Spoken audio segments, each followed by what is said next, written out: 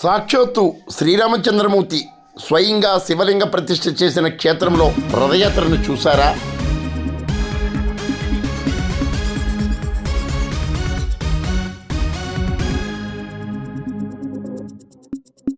సాక్షాత్తు శ్రీరామచంద్రుడే శివలింగాన్ని ప్రతిష్ఠించి పూజలు చేసిన మహాక్షేత్రంలో దివ్య రథోత్సవాన్ని చూసారా?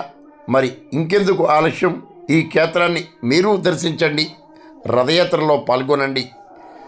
రావణ యుద్ధం ముగిసిన అనంతరం శ్రీరామచంద్రుడు తమిళనాడులోని రామేశ్వరంలో ఉన్న ప్రసిద్ధ దీపంలో శ్రీ రామనాథ స్వామి శివలింగ ప్రతిష్ఠ నిర్వహించినట్లు ఇక్కడ ఆలయ చరిత్ర వివరిస్తోంది.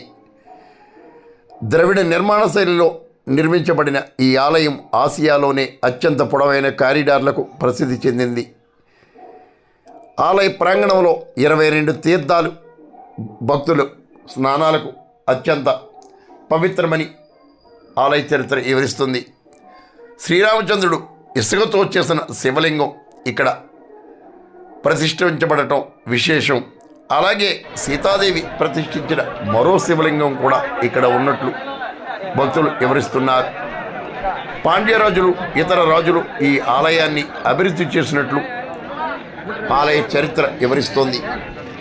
ఉమ్మడి తూర్పుగోదావరి జిల్లా, ప్రస్తుత కాకినాడ జిల్లాకు చెందిన ఆధ్యాత్మికవేత్త విజయదుర్గ ట్రావెల్స్ అధినేత కుండేపూడి శ్రీనివాస్, యూత్ నేత సురేంద్ర ఆధ్వర్యంలో సంపర్క గ్రామానికి చెందిన, జిల్లాకు చెందిన కొందరు భక్తులు పెద్ద ఎత్తున శ్రీ రామచంద్రమూర్తి రామనాథ స్వామి మహారథయాత్రకు తరలి వెళ్ళారు. అత్యంత పవిత్రమైన శ్రీ రామనాథ స్వామి మహారథయాత్రలో మీరు పాల్గొనండి, స్వామి కృపకు పాత్రులకండి.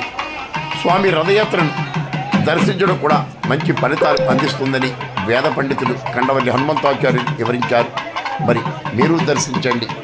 పవిత్ర మహాశివరాత్రి ఉత్సవాన్ని పురస్కరించుకుని సోమవారం రామేశ్వరంలో ఈ మహారథయాత్ర జరిగింది.